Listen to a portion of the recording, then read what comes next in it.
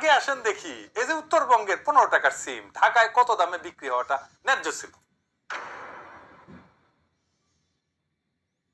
উত্তরবঙ্গের একটা গ্রামে যদি সিমের দাম প্রত্যেক কেজি 15 টাকা হয়, তাইলে ঢাকায় ক্রেতার কাছে ন্যায্য মূল্যে বিক্রি করতে চাইলে কি কি খরচ বিবেচনা করতে? আমি খরচাগুলো নিছি সরকারের ট্রেনের সবজি সরবরাহের খরচা থেকে।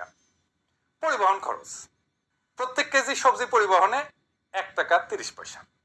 তবে মাঠ থেকে স্টেশন এবং স্টেশন থেকে বাজার পর্যন্ত অতিরিক্ত পরিবহন খরচ এবং কুলি খরচ সহ পরিবহন ব্যয় প্রত্যেক কেজি 3 টাকা হইতে পারে। 2 নাম্বার, সংরক্ষণ প্যাকেজিং খরচ। সংরক্ষণ এবং প্যাকেজিং এর জন্য 1 টাকা খরচ হইতে পারে 1 কেজি।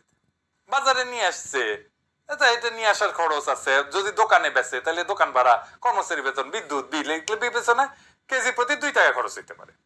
এই খরচগুলো যোগ করলে 15 সাথে 3, তার সাথে 1, তার সাথে 2 মিলে 21 টাকা। সাধারণত পাইকারি এবং খুচরা বিক্রেতারা মোট খরচের উপর একটা মুনাফা যোগ করে বিক্রি করে, তাই না?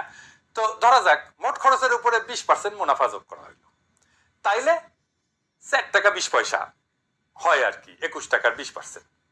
তাইলে ন্যায্য খুচরা মূল্য হবে 21 টাকা প্লাস 4 টাকা 20 পয়সা, মানে 25 টাকা 20 পয়সা। তার মানে ঢাকায় ক্রেতার কাছে সিমের ন্যায্য খুচরা মূল্য প্রত্যেক কেজি 25 থেকে 26 টাকার মধ্যে হওয়া উচিত। এটা যদি 30 টাকাও হয় তাও এখনকার অর্ধেক দামে নেমে আসে কিন্তু দাম। এখন এই যে চান্দাবাজের সিন্ডিকেট, সে আসলে 15 টাকার 1 কেজি সিমে 34 থেকে 35 টাকা চান্দা নিচ্ছে বিনা শ্রমের বিপুল আয়। আপনি এটা মাইরা বন্ধ করতে পারবেন? পারবেন না।